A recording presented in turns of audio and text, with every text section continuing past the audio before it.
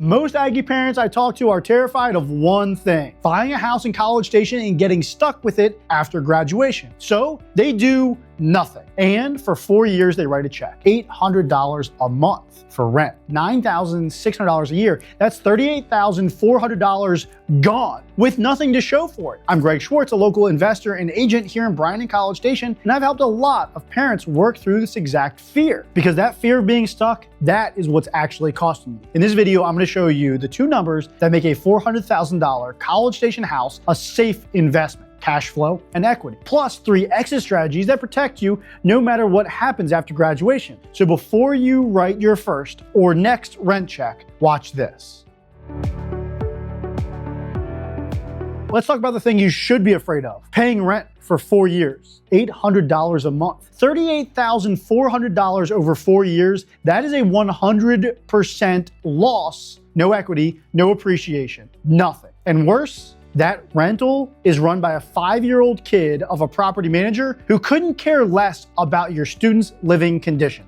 And I get it, the reason most parents won't pull the trigger isn't the money, it's the 2 a.m. water heater call from a tenant 100 or even 1,000 miles from where you live. It's picturing yourself stuck with a $400,000 house the day your kid walks across the stage at Reed Arena with no plan for what's next. This is what I want you to understand. It's a mindset shift. You're not looking at an alternative to your child living in the dorms. You're looking at a 10-year investment that just happens to have your kid living in it for the first 4. If you're already sold on the idea of buying a rental property for your student here in College Station, you can skip the video and we can get right into a conversation. Just shoot me an email with the word Aggie to info@schwartzrealtygroup.com. Let's talk exit strategies, because in a perfect world, you know exactly what you're going to do in 4 years. But in the real world, you need options. And the good news for you, if you solve the 2 math problems I'm going to share with you here shortly, all 3 of these doors stay open to you no matter what. Door number 1 is the clean break. You buy the property right,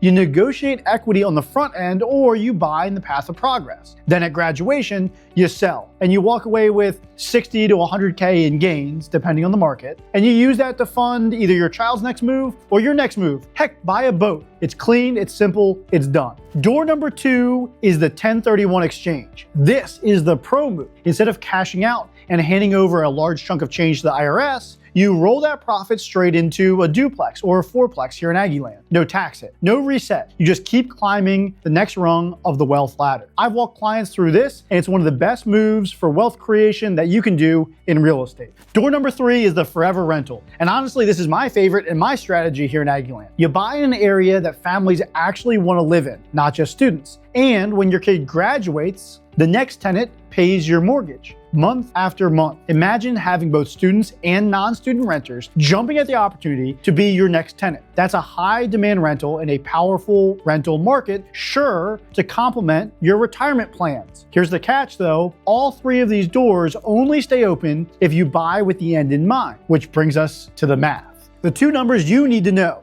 Number 1 is cash flow. That is where most retail buyers get it wrong, and I mean badly wrong. Of course, you probably know your income has to cover your PITI. That's principal, interest, tax, and insurance, plus HOA fees if there is one. But that's just the starting point. On top of that, you need an account for the inevitable. I figure that you should save about 5% for vacancy, because even in a tight market, you're gonna have some turnover. And if you budget about $200 a month, you'll have enough for your maintenance reserve, because water heaters fail and AC units go out, and you want to have that covered before it happens. Now here's the piece that kills cash flow for most parent investors, and they never see it coming: a property manager. A property management company in this market is going to take about 10% of your gross rent. On a $2,400 rental, that's $240 a month every single month for forever. Well, there goes your cash flow. The way around it is self-management. And I know what you're thinking: I don't live there. I can't drive to College Station every time something breaks. But you don't have to. Between the systems my team provides and a short list of trusted contractors, my clients manage their properties from Dallas, Houston, Austin on their phones. It's not as complicated as it sounds.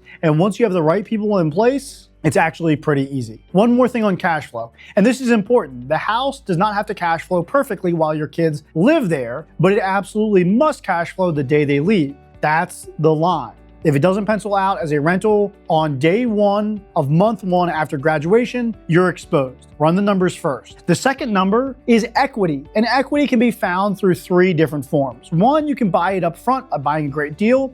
For that, you want to reach out to us. Again, shoot me the word Aggie to info@schwartzrealtygroup.com. The second one is principal paydown. Well, that's just an amortization calculation. You can look that up online. The third one is appreciation, and that's specific to our market. We average 4.8% appreciation per year, and we have very few down years. So it's not the roller coaster ride that you saw in Austin. It's not the softness that you see in DFW. This is a strong market backed by 80,000 students and a line of former students who are forever loyal to this town. As a result, my goal for my clients is that within 2 years of buying a property, you will at least break even on that property, which of course beats the snot out of throwing away money in rent. The truth is, it's not hard to make a smart decision here in Bryan-College Station. And most of the parents who lose money do so not by buying a bad deal, but they did so because they chose to, well, pay rent every single month for all 4 years. Again, $38,400 lost with nothing to show for it. If you buy a house here in Bryan-College Station, you run your equity and cash flow numbers, you keep your 3 exit options open, sell, 1031 exchange, or keep it, then you really can't go wrong. This is a great market. It's a market that I choose to invest in. And of course, if you want to learn more about our local market, I recommend you check out this video here.